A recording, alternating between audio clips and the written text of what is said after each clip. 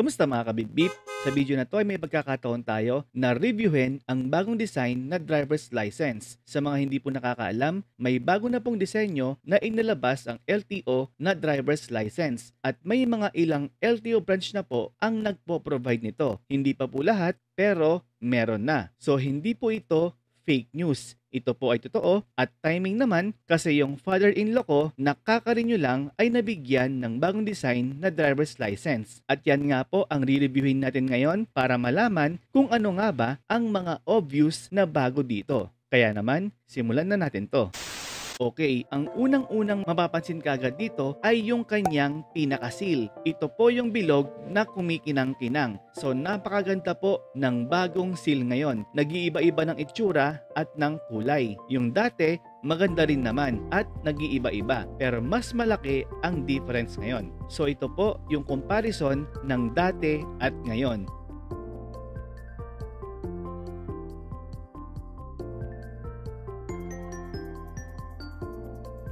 Ang isa pa sa mapapansin dito ay yung kanilang kulay. Sa bagong design ay pearl white na siya. Yung sa dati naman ay light blue. Yung iba pang difference nito ay yung kanilang layout sa itaas. Yung sa bago ay obvious na yung design ng paalon-alon.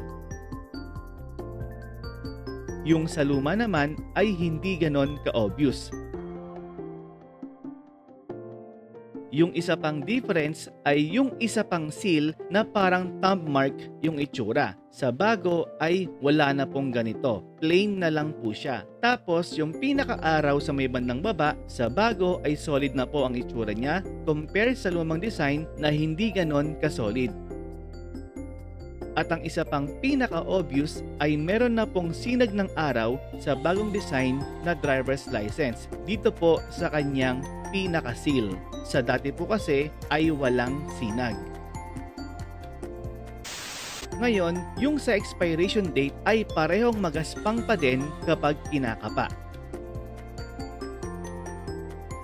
Tapos, yung pagkakakat sa edge ng card ay pareho lang din.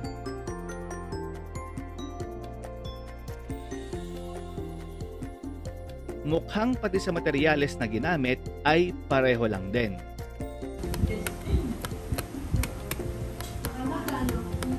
Yung format naman sa mga details or yung mga nakasulat ay pareho lang din. Luma man or bago, pagdating sa mga nakasulat ay wala pong pagbabago, kagaya ng BL codes.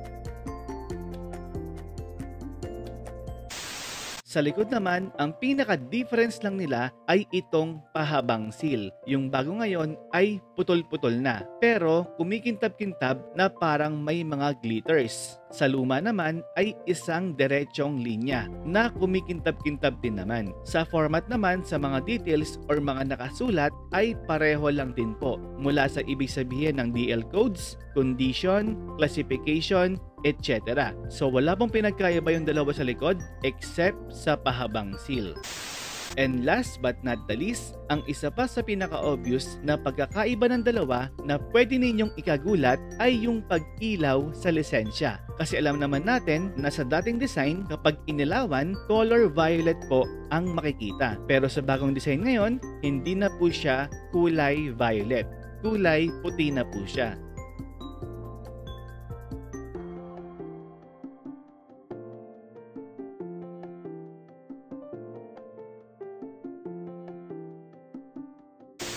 At yan na nga po ang mga obvious na difference at pagkakapareho ng bago at dating design na driver's license. So again, ito po ay hindi fake news. Ito po ay totoo kasi in-announce mismo ito ng DOTR at LTO sa kanilang official page. Basta galing po rekta sa LTO ang inyong lisensya, hindi sa fixer, wala kayong dapat ikabahala kasi siguradong yan po ay hindi peke. Okay, adyan ko na tatapusin ang video na to. Sana kahit paano ay may nalaman kayo. Huwag kalimutang i-like at i-share to at i-follow na rin ako sa FB page ko. Until next time mga kabit, magabang lang at mag-subscribe.